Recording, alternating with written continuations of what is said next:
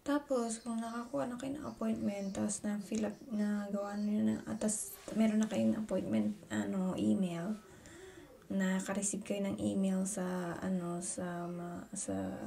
dun sa kuha nyo pong email. Ito yun. Joke.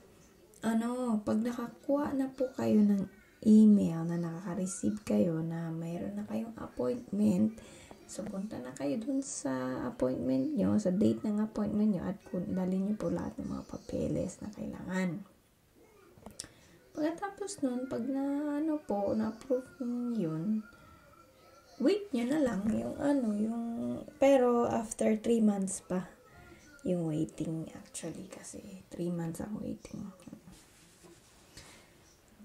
3 months waiting. Pagkatapos ng 3 months waiting, ngayon, yun, tas sabihin nyo na sa sa asawa nyo na nandito sa Germany na kung na-approve kayo, hindi. Kung na-approve kayo, di, syempre, bibili na siya ng ng ticket. Ayun. Yun lang kadali. Char. Joke. Pero madami pang mga papeles na kailangan. Yun dun sa mga papeles talaga na kailangan fill up. Yun. Kung gusto niyo po ng sample ng mga papeles na fill upan, paki-message lang po ako. Sabihan niyo para makagawa ako ng video. Thank you po. Ciao.